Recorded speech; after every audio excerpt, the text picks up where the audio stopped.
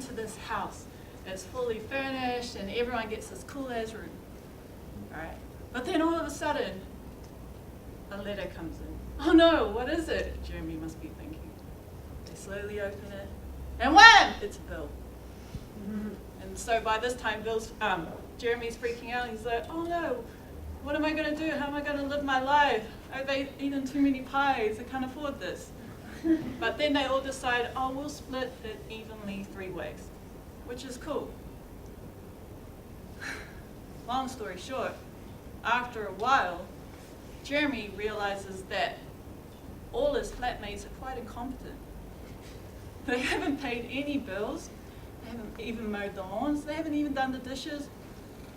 Nothing around the house has been done. So Jeremy decides to confront his flatmates, asking him why all this stuff hasn't been done. Obviously, an argument occurs, and people get very angry.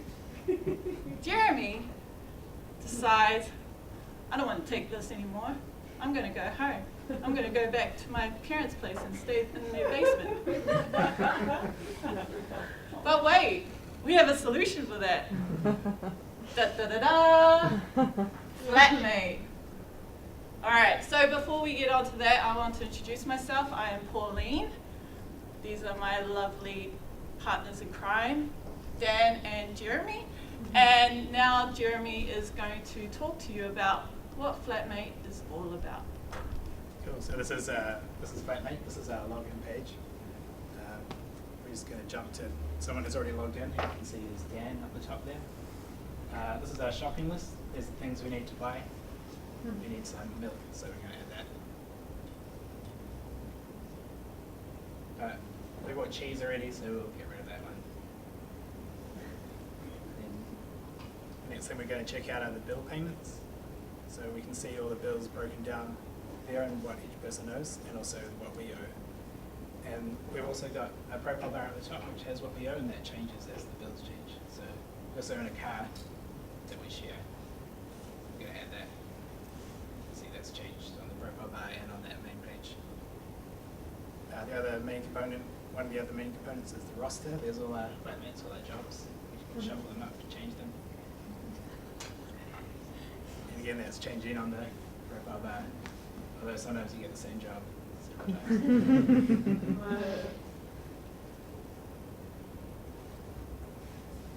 So then we have the calendar where all our events are listed. We're going to cancel our flat warming. But never mind. Yeah, we definitely want to cancel that. But we're still going to have a party, it's just going to be a bit earlier.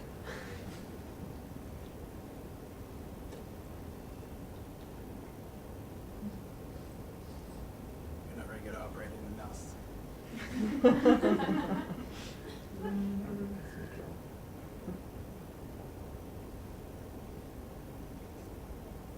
And next thing we're going to check out is the settings page where we can see all the members of the flat. We can update our emails. So Dan's just gone and got a new, one of these cool new Hotmail addresses.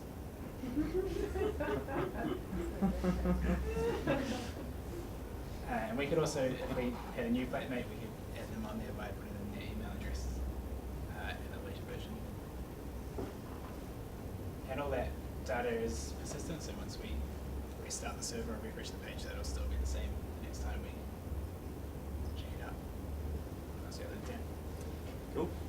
So basically, how did 3 baby developers plan the road ahead? Well, glad you asked. Starting off, we hashed out our MVP, which John said earlier, which is our minimum viable product.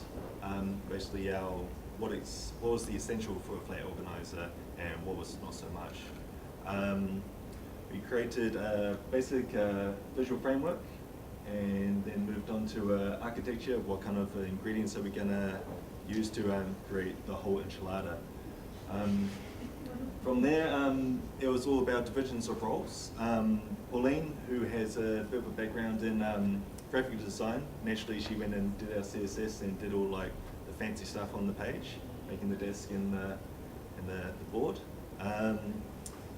Personally, I did all a lot of the client-side sort of stuff, a lot of the logical functionality of the site, and Jeremy got into the more like the server side and the API calls and getting all that running tip-top. Outside of the code though, Pauline was our fun police, making sure they would stop and take a break, have a bit of fun, had our daily foosball games. I won every time. I did.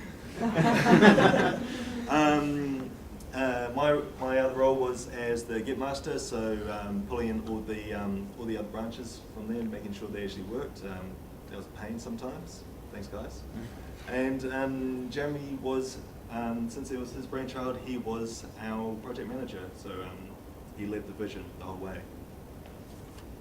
And yeah, let's talk some code. Oh yeah, and here's Jeremy, project managing.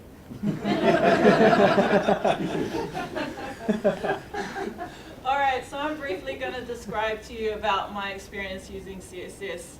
So, as the other groups have already mentioned, you'd think that it was easy. Yeah, no, it wasn't. What would have taken me one day took me actually 3 days. I like the creation part. I like creating images. I like doing design. That was awesome. But then implementing it onto the website and then putting it into code was just like, oh my god, what's going on? It's like, it was just getting really confusing for me, and at some stages I was getting frustrated, but you know what, I have a really good team, so they're always there to back me up. And so here we have some examples that I just pulled from our website. So as you can see at the top left corner is a dot container and a dot columns. Yeah, just that part was used in what you can kind of see in the second picture down there, which is our JavaScript code. So what I made was I've made class names and a class ID. Well, class name you would use for a dot. So if you have a class name, you'll put an equal sign and then you put something like container in quotation marks. And that's why there is a dot container there. If you wanted to use a class ID, you'll put a hashtag, like a hashtag roster that I got there.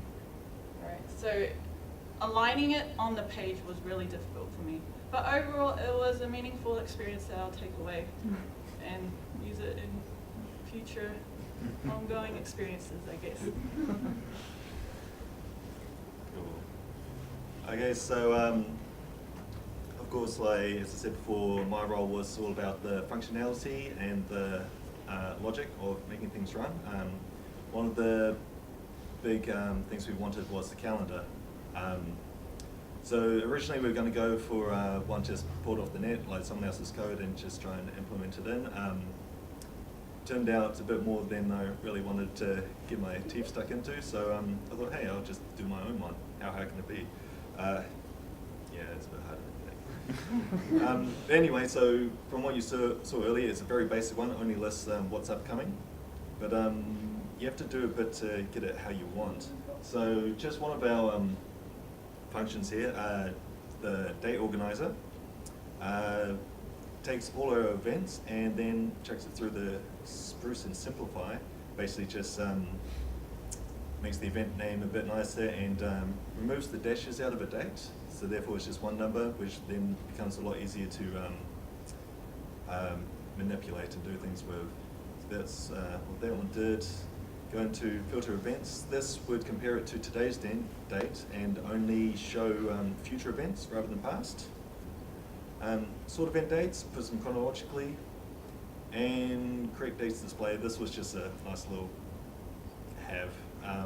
Didn't really need it, but it just switched the year, month, day to day, month, year, which is just, I find a lot nicer to read. Cool, yeah, and I worked on creating the server-side routes and also calling them from the client side, or calling the APIs from the client side. So we used Redux action creators for that, which was something that we only learned like a couple of days before we started the project. And yeah, but over Easter, like on Saturday, we got pretty stuck on it when there were no teachers around. But eventually pushing through it was like really satisfying viewing. I felt like we got a really good understanding of how the full stack kind of works right across. And these are just a couple of the action creators that we used for posting and deleting items to different tables, and I refactored those down to take a variable table so that they can be used across like multiple tables, which we had about 6 or 7 tables that we had. And those are just a few of the technologies we used. And then fast batch play. All right, so in conclusion, as a team, we worked really hard together. We had difficult times, we had frustrating times, but we were able to come through and just fully work together as a team. Like Jeremy was saying, we were working here on Saturday. We were here from 8 a.m. to 8 p.m. So we were basically doing 12-hour days. It was when we had issues, everyone will stop and would all come together and look at that one issue and see how we could get through that one issue, even when we didn't have any teachers around. I would say that our experience, it's built our confidence, and I feel like the experiences we've learned here we can use in real world situations. So, thank you.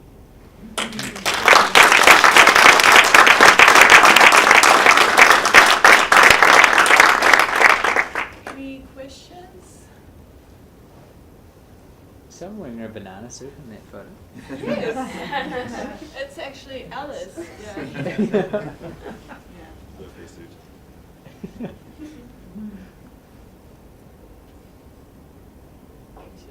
Was there, so Jeremy, you were talking about you factored the code down to get it to a place where you could reuse it a whole bunch. I'm curious whether any of you have any particular piece of code that you wrestled with and it was just this large unwieldy thing that kept going everywhere, and you've now wrestled it down to a point where you're like, yes, this is a super clean piece of code, and I think it's amazing. Okay. Well, partly for me was the calendar one I showed. Like there used to be just one big long function. Then of course I was happy with that, but Joshua wasn't so happy with that, so I had to refactor that a couple of times. There was also a lot of stuff with our server routes. We're having multiple APIs rather than just going through the same thing to the same place. Yeah, so once we cut that back down, I think we had like half the amount. Yeah, we halved. Yeah, the at least server half. page. Yeah, so yeah, there was a lot to cut out.